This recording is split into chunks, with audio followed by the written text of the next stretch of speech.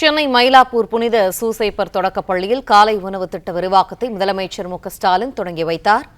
நிகழ்வில் பஞ்சாப் முதல்வர் பகவந்த் மானும் பங்கேற்றிருக்கிறார். அந்த காட்சிகளை மாணவ மாணவிகளுக்கு உணவை பாசத்தோடு பரிமாறிக் கொண்டிருக்கிறார்கள்.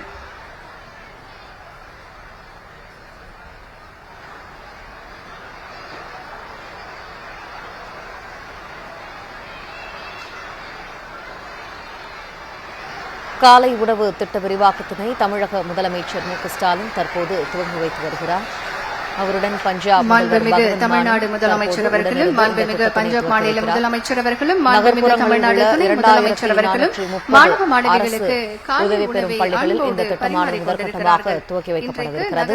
அரசு உதவி பெறும் பள்ளிகளில் முதலமைச்சரின் காலை உணவு திட்ட விரிவாக்கத்தை தொடங்கி வைக்கும் விதமாக மாணவ மாணவிகளுக்கு மாண்புமிகு தமிழ்நாடு இது தொடர்பான மேலும் விரிவான தகவல்களை எமது செய்தியாளர் ராஜகுமரன் வழங்க கேட்கும். ராஜகுமரன், விரிவான தகவல்கள்.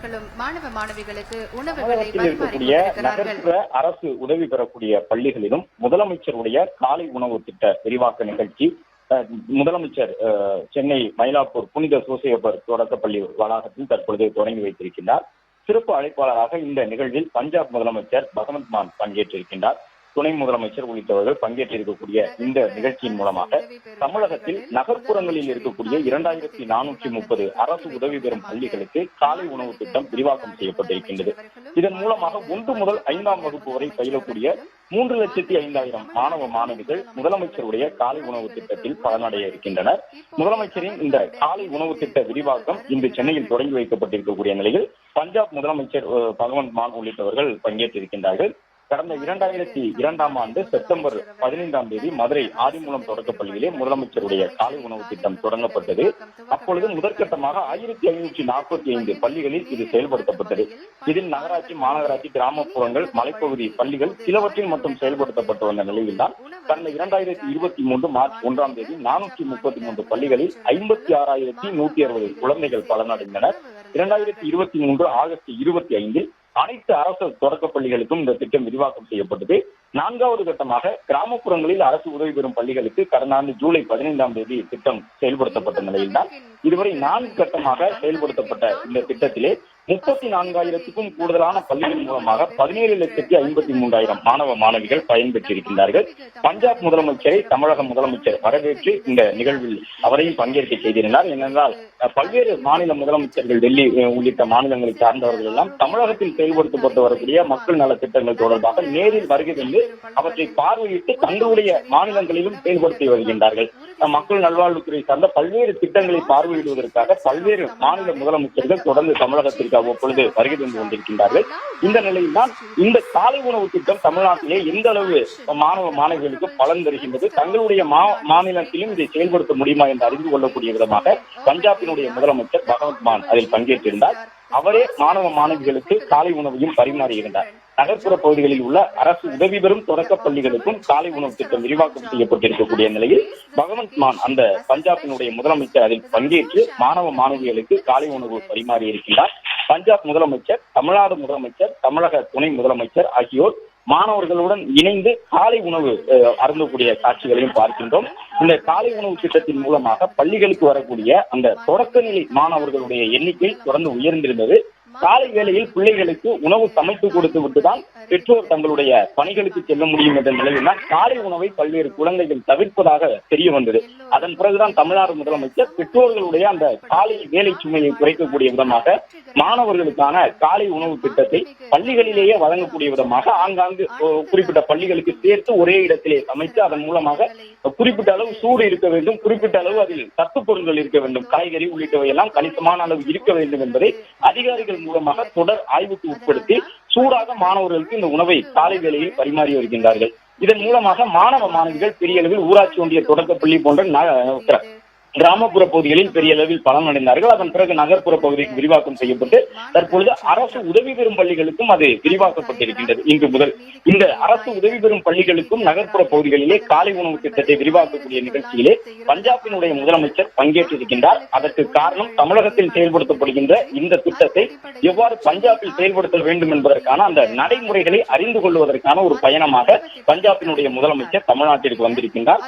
அவரே மாணவர்களுக்கு முதலமைச்சரோடு இணைந்து காலை உணவு பரிமாறிவிட்டு தற்பொழுது மாணவர்களோடு அமர்ந்து தமிழ்நாடு முதலமைச்சர், துணை முதலமைச்சர், பஞ்சாப் முதலமைச்சர் ஆகியோர் உணவருந்தி வருகின்றனர். உணவு திட்டம் கொண்டு வரப்பட்டது.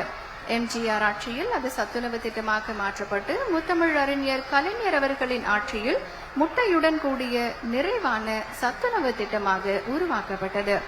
பெற்றோர் இருவரும் வேலைக்கு செல்லும் சூழலில் நகர்ப்புற பகுதிகளில் உள்ள அரசு உதவி பெறும் தொடக்க பள்ளிகளுக்குமான காலை உணவு திட்டம் என்பது தமிழ்நாட்டில் இருக்கக்கூடிய அனைத்து நகர்ப்புற அரசு உதவி பெறும் பள்ளிகளுக்கும் இங்கு விரிவாக்கம் செய்யப்பட்டிருக்கின்றது. இதில் பங்கேற்றிருக்கக்கூடிய முதலமைச்சர் அங்கு பரிமாறப்பட்டிருக்கக்கூடிய உணவுகளை பஞ்சாப் முதலமைச்சர் மற்றும் மாணவர்களோடு இணைந்து உண்ணக்கூடிய காட்சிகளை பார்த்துக் கொண்டிருக்கின்றோம்.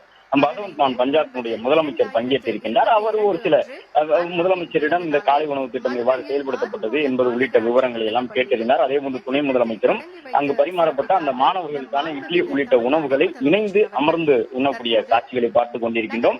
இந்த திட்டத்தை பொறுத்தவரை இந்திய அளவில் தமிழ்நாட்டிற்கு ஒரு இந்திய அளவில் முன்மாதிரி திட்டமாக தமிழகத்திலே தொடங்கப்பட்டது. ஏற்கனவே பிற்பகல் வேளையில் மதிய உணவு திட்டம் தமிழகத்திலே பல ஆண்டுகளாக இருந்து வருகின்றது.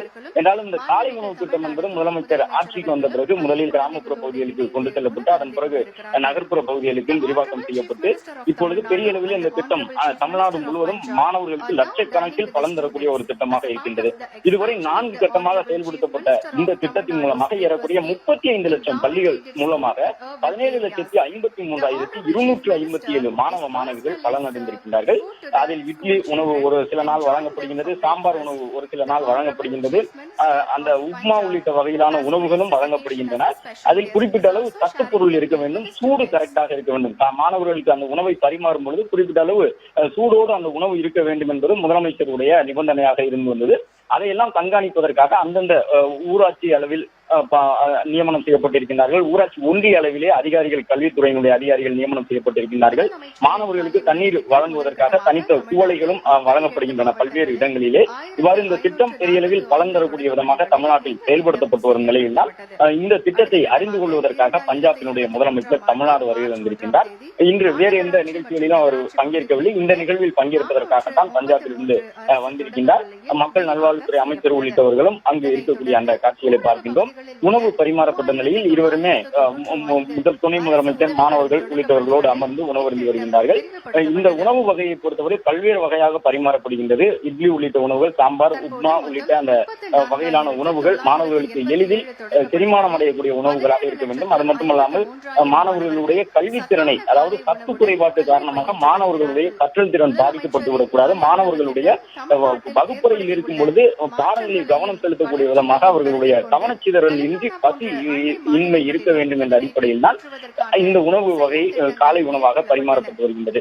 தற்போது முதலமைச்சர், பஞ்சாபினுடைய முதலமைச்சர், துணை முதலமைச்சர், அமைச்சர்கள் மா சுப்பிரமணியம், சேகர் பாபு உள்ளிட்டவர்கள் நிகழ்வில் பங்கேற்று மாணவர்களோடு அமர்ந்து உணவருந்தி இருக்கின்றார்கள்.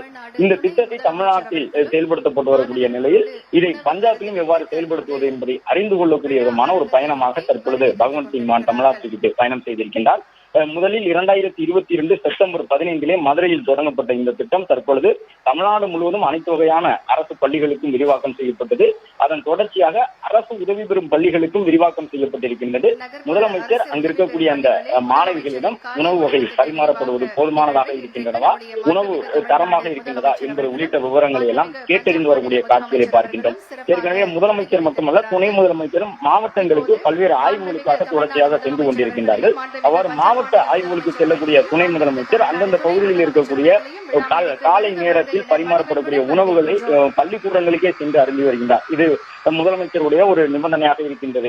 துணை முதலமைச்சர் உட்பட அனைத்து அமைச்சர்களும் ஒவ்வொரு மாவட்டத்திற்கும் பொறுப்பு அமைச்சர்களாக இருக்கக்கூடியவர்கள் உட்பட எங்கு சென்றாலும் அந்தந்த பகுதியில் பள்ளிகளில் காலை வேளையில் பரிமாறப்படக்கூடிய உணவுகளை சென்று உண்ண வேண்டும் என்ற அடிப்படையில் அனைவருமே இந்த மாவட்டங்களுக்கு செல்லும் பொழுது பள்ளிக்கூடங்களில் காலை உணவு அருந்தி வருகின்றார்கள்.